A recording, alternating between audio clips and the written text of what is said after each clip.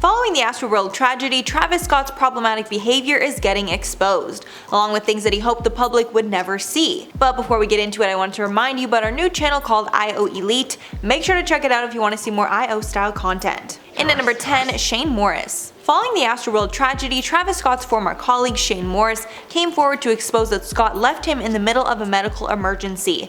A tweet went viral days after the tragedy that brought this incident up again for those who had not heard it. Then an old Tumblr post from Shane Morris stated that Travis left him for dead after he had a seizure at a recording studio. Shane wrote that Travis and some of his friends were in a studio late at night, partying and making music. Then when Morris had a seizure, Travis decided to leave him instead of getting him the help that he needed. Morris wrote, quote, "You know what Travis Scott did? He left. He and his friend Tony left me. I eventually ended up at the hospital that night, but Travis couldn't be bothered." The pair were not strangers either and had been working together for years beforehand, making the betrayal even more painful.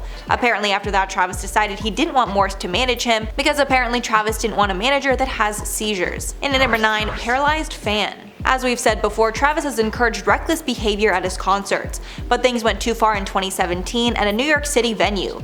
Kyle Green, who claims he was allegedly pushed off a balcony, suffered significant injuries that left him paralyzed from the fall. He says that he was pushed off a balcony by the surging crowd and blames Travis Scott. Recalling the incident, Green said, quote, "I fell and hit the floor. Before I knew it, I was surrounded by security guards who scooped me up. Travis Scott was yelling at his security guards to bring me to the stage. They didn't put a backboard or a neck brace on me or anything. They just kinda lifted me up and pulled me around. Then they dropped me in front of the stage." Travis did not push for Green to get help, but rather egged on the situation and made things worse. Bragged about injured fans. Recently, TMZ uncovered that Travis had multiple images of his fans either passed out or even deceased on his Instagram page and seemed to be promoting the reckless behavior. In resurfaced Instagram posts, Travis took photos of his seriously injured fans and praised them for committing to the rage. I can't show you the photos, but they were still up on his Instagram page when TMZ first reported this. The posts are from 2014 and 2015, and they both show a person passed out on the ground. One photo showed a person laying on the floor not moving with their eyes open. It looked as if the person was deceased, and Travis captioned it WTF. The other post shows a man on the ground not moving, and Travis captioned the haunting photo, quote, "To the kid that didn't survive the rodeo, you're a hero in my book." In at number 7, Partied after tragedy. TMZ reported that right after the tragedy unfolded at the Astroworld Festival, Drake and Travis Scott went to Dave & Buster's to party. After this was exposed, his rep stated that Travis didn't know the extent of what happened and didn't know the police labeled it a mass casualty event. Apparently Travis was not told that people had passed away in the crowd and hundreds more were injured. The source said, quote, "Travis didn't know the severity of the situation when he arrived at the party. As far as timing, this remains consistent with the fact that no one, including the police, had publicly confirmed the gravity of the events that had taken place." Apparently after Travis's reps told him the details, he immediately left the party. And at number 6, SZA Trashes Travis. After the Astroworld tragedy, videos have been going viral of other artists stopping their concerts once they see someone is in danger. One of these artists was SZA, who recently stopped her concert in Salt Lake City to bring attention to a fan that was passed out at the concert. SZA told the crowd that people passing out in crowds is quite common, what is abnormal is people dying. And she says that's gotta change going forward, starting right then and there. She even brought up Travis and said that she was not trying to have that kind of tragedy happen at her event. This is the first of many of these videos coming out, and it's clear that artists believe they should stop the show if needed. Halfway number 5, warned by police. Following the tragedy, it was exposed that Travis had actually been warned by the police to not get the crowd too rowdy. Apparently police knew of his history and didn't want mayhem to break out. Houston Police Chief Troy Finner said in a tweet, quote, "I met with Travis Scott and his head of security for a few moments last Friday prior to the main event. I expressed my concerns regarding public safety and that in my 31 years of law enforcement experience, I have never seen a time with more challenges facing citizens of all ages, to include a global pandemic and social tension throughout the nation." Apparently the chief also told Travis to be mindful of his social media activity, as he had been known to tell attendees to break down barriers of concerts. A source told the New York Times the chief's concerns were specifically over the crowd's energy, and for months, concert organizers braced themselves for chaos, knowing that Travis's crowds could be difficult to control. And at number 4, petition to stop Coachella performance. A petition has been created calling on the co-founder of the Coachella Valley Music and Arts Festival, Paul Tollett, to drop Travis Scott from the event that will be held in April of 2022. The Change.org petition was created weeks ago by Sendero Secreto.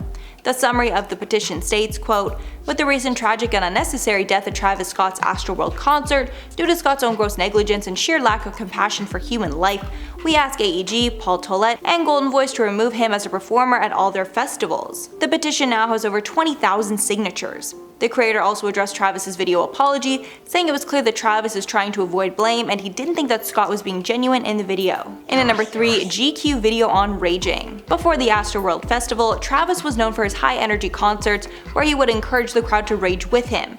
Now an old GQ video on the subject of raging is resurfacing. In the 2015 interview called How to Rage with Travis Scott, he explained his high-energy raging came from his love of wrestling as a kid, saying that since he was 6 he loved wrestling and wants his concerts to feel like the WWE. He added that he can perform anywhere, saying, quote, "I just need air and a mic. I don't need a stage to effing perform, no.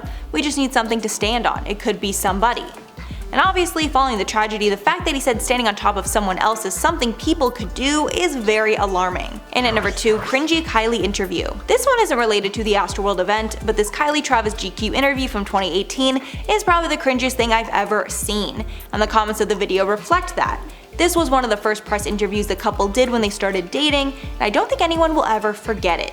The structure of the interview is that Kylie asked Travis 23 questions about herself to see if Travis knew the correct answers. In the end, Travis got 20 out of the 23 questions right, but anyone that actually watched the interview knows that's only because Kylie would basically change her answers so that Travis would be right. In reality, it seemed that Travis hardly knew anything about her, and it was really cringy watching Kylie try to get the right answers from Travis. And finally, number 1, encourage fans to defy safety protocols. Travis's reputation for rowdy performances was cemented in 2015 during the Lollapalooza festival in Chicago. When he took the stage, things got so rowdy the performance was stopped only minutes after it started, and police charged him with disorderly conduct, saying that he was encouraging fans to jump barriers and rush the stage in defiance of festival security measures. Travis reportedly said to fans, quote, "Middle finger up to security right now." Then in 2017, he was arrested in Arkansas and was accused of inviting fans to bypass security and rush the stage at a show. No injuries were reported, but it proves that he does not care about the safety or security of fans, he just wants to have the craziest shows possible. So that is all for the list, guys. Let me know your thoughts below. But before I go, I'm going to shout out some comments from lawsuits that could end Travis Scott's career. Morgan Powers said, "His wallet should reflect his morality. Bankrupt." Completely agree. I don't see any possibility after this that he is not bankrupt, to be honest. Then Krypton said, "If he still has a career after this, I don't know what to think." This is really a time when cancel culture needs to work. Like, he is an artist, needs to be canceled. He cost people their lives. There's no worse thing that a person can do. Other people get canceled for so much less. This man literally, he didn't kill people, but he really put people in serious danger and people lost their lives, and he needs to be held accountable. I'm Dangerous said, "Travis and Kylie's careers need to be on life support. I won't accept anything else. P.S. Mackenzie as a brunette is fire." Thank you so much for the hair comment. Big change for me. But personally, I don't think Kylie needs to take any of the blame. Kylie did absolutely nothing wrong. She's not in charge of the festival at all. But Travis definitely needs to go down for this. He really needs to. Alright guys, that's all for the video today. Thanks so much for sticking around if you made all the way here. If you liked the video and you want to see more, make sure to like and subscribe to the channel below. I've been your host, Mackenzie Smith, and I'll catch you in the next one.